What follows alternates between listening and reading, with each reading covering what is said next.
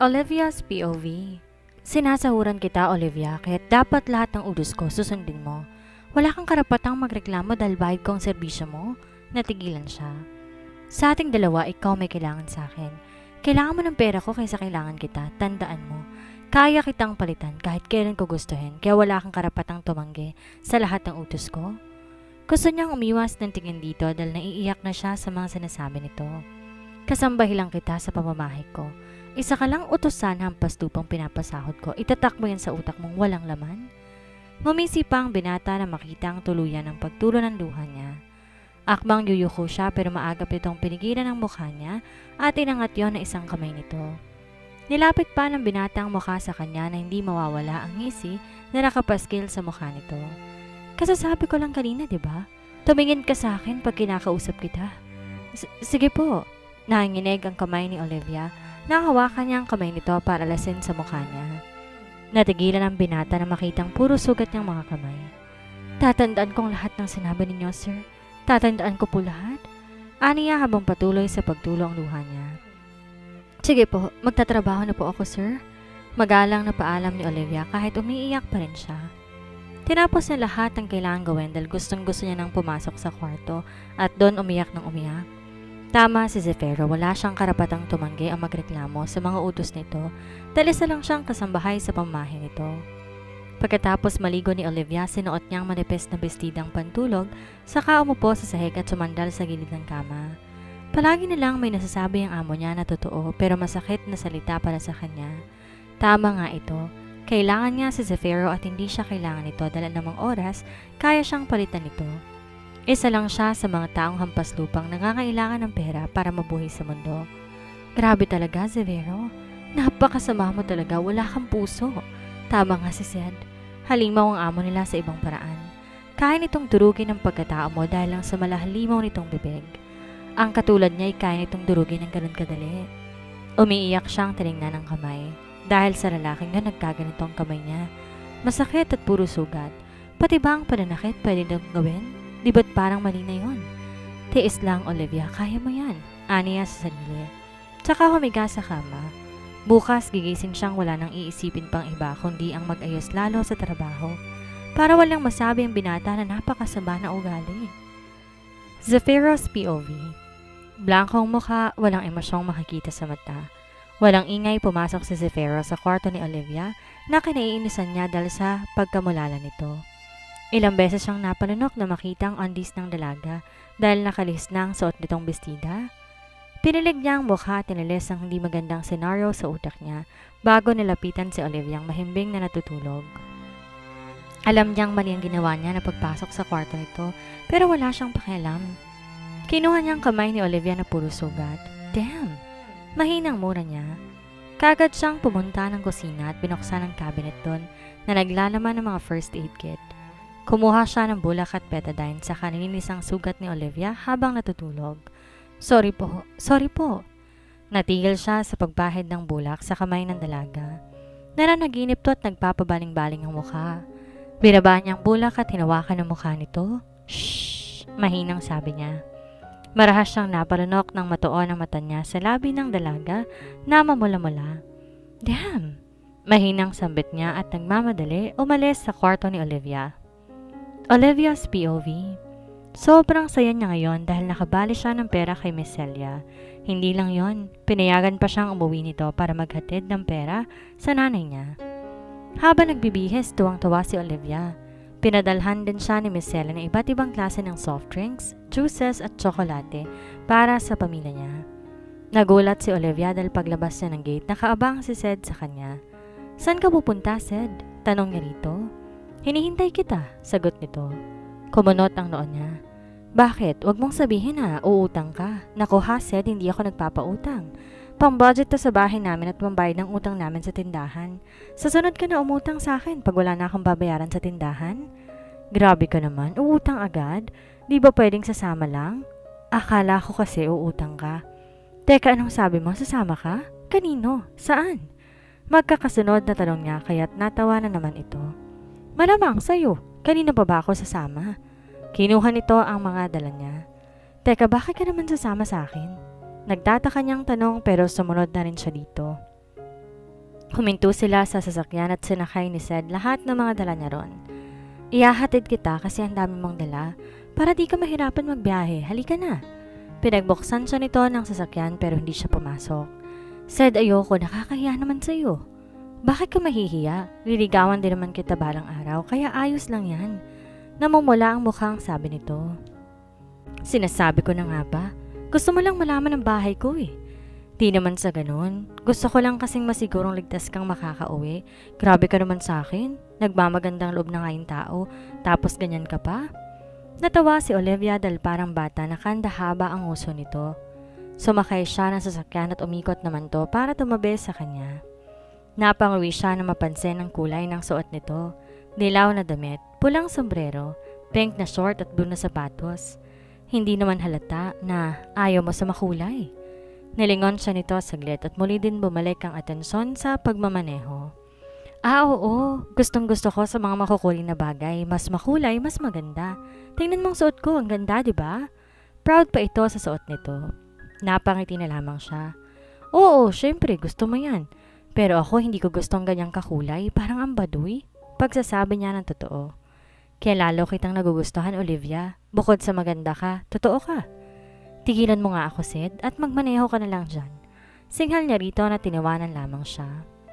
Tuwang-tuwa ang mga kapatid ni Olivia na makauwi siya. Maging ang nanay niya ay bakas ang saya sa mukha. Ate! Masayang salubong sa kanya ng 4 na kapatid. Napangiti siya at gumante ng yakap sa mga ito. Sobrang namiss ko kayo. Ate, namiss ka rin namin. Ani Andeng sa kanya ang bunso niyang kapatid. Namiss mo lang ako kasi walang nagbibigay sa'yo ng 5 piso. Pambili sa tindahan ni Aling Nena.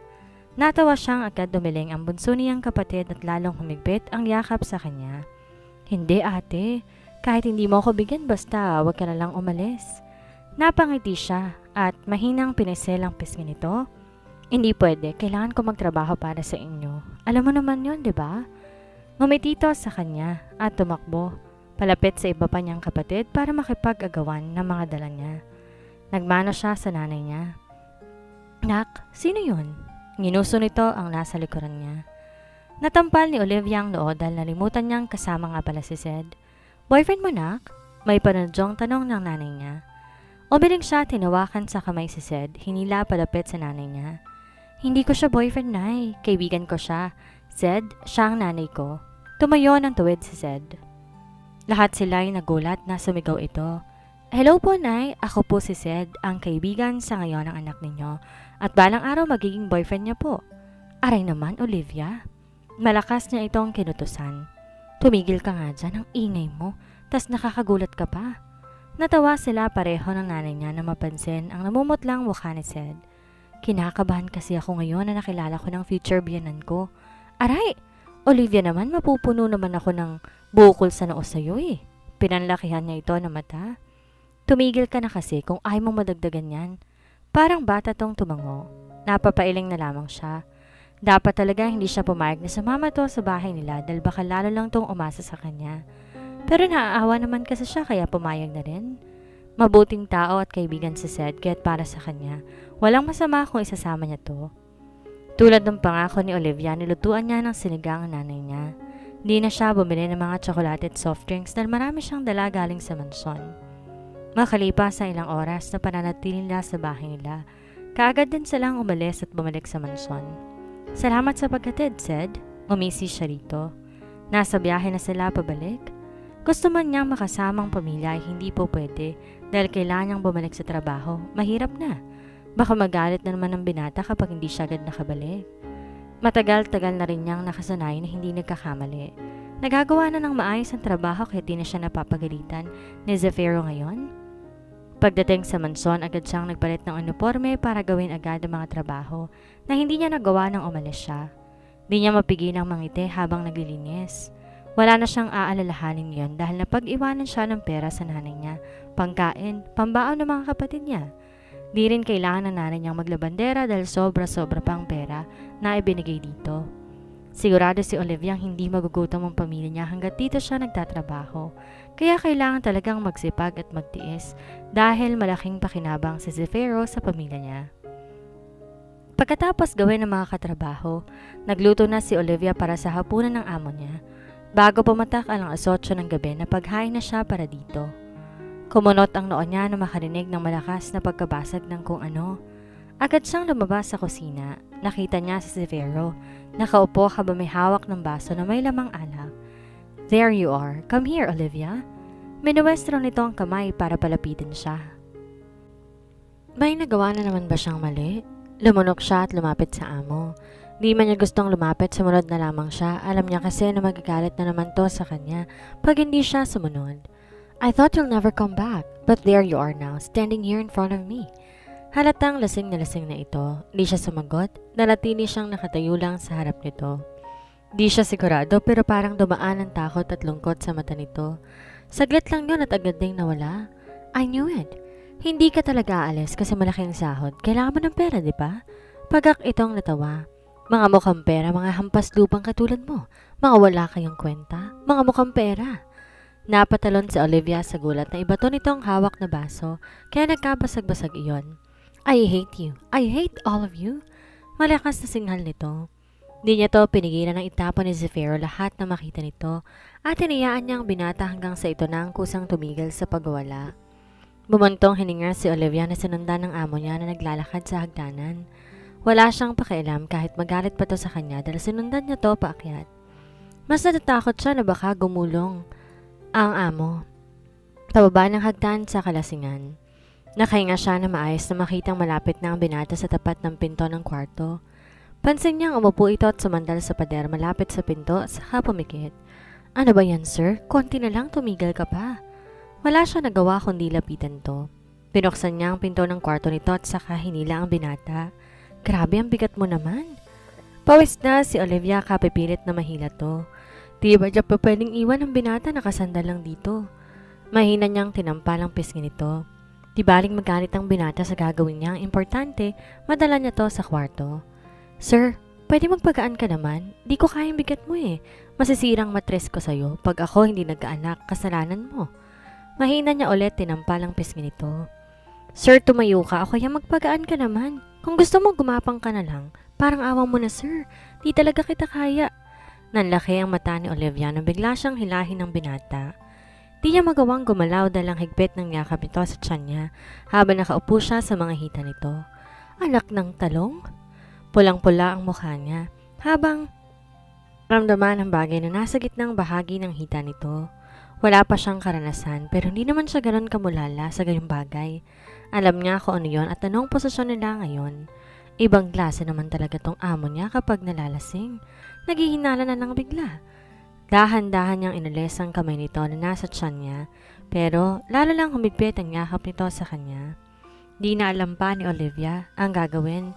Kailangan na makaalis siya sa posisyon ngayon dahil tiyak na kung ano-ano na naman ang iisipin ng binata oras na makita ang posisyon nila. Bakang sabihin pa nito na siya na ang umupo sa hita nito. Muli, sinubukan niyang alisin ang kamay nito. Humigpit na naman ang yakap ng binata. Pinagpapawisan siya dahil sa kaba at takot. Di niya gusto ang pakiramdam na natutusok siya ng bagay na nasa pagitan ng hita nito. Iba sa pakiramdam. "Relax, Olivia." Huminga siya na malalim, pilit pinapakalma ang sarili. Di niya pinangarap na makaupo sa kandungan ng kahit sinong lalaki, maliban sa magiging nobyo niya. Tapos ang naupuan pa niya ay ang malaking talong. Nakakailang talaga. Doon pa nga lang sa nakita niya ay para na siyang na-trauma. Ngayon pa kayang naramdaman na? Paano na lang siya nito bukas? Baka hindi na talaga siya makatulog sa sobrang kahihiyan. Para sa kanya masyado pa siyang bata para makakita ng ganong bagay. Tapos ngayon naupuan niya? Diba ang saklap? Ang masama pa yung pag nagising ang binata tapos pagbibintangan siya ng di maganda. Baka sabihin sinadya niya kasi may balak siyang masama. O baka sabihin pa may lihim siyang gusto dito kahit wala naman. Tsaka masyadong malayong agwat na edad nito sa kanya. 28 ta si Severo samantalang 18 lamang siya. Nai-imagine pa lang ni Olivia ang mga bagay na baka sabihin ng binata na papanunok na siya. Di niya gustong magalit to sa kanya. Muli siyang bumuga ng hangin at dahan-dahan muling hinawakan ng kamay nito para alisin. Natigilan ang katawan ni Olivia nang maramdaman ang mainit na hininga ng binata sa batok niya. Nakagat niya ang labi na magdulot yon ng kakaibang pakiramdam. Di niya maintindihan ang sarili bakit biglang uminit. Dahil sa takot at kaba, hindi niya na nagawa ang dahan-dahan na pag-alis ng kamay nito. Inalis niya yun ng walang ingat pero hindi niya pa rin maalis. Pakawalan mo na ako. Naluluha niyang pakiusap. Nakahinga siya na maayos nang lumabay ang pagkakayakap nito sa kanya. Natumba na rin ang binata sa pagkakaupo at saka sumuka. Nakakatakot ka pala pag nalalasing, sir. Aniya bago nilinis ang pinagsukahan nito. Pinilit pa rin niyang hilahin to papasok ng kwarto. Umabot siya ng siyam-siyam bago to nahila. Tagaktak ang pawis niya na matapos. Sana lang sa sunod di na to magpakalasing. Nakakatakot pala to nang hihila.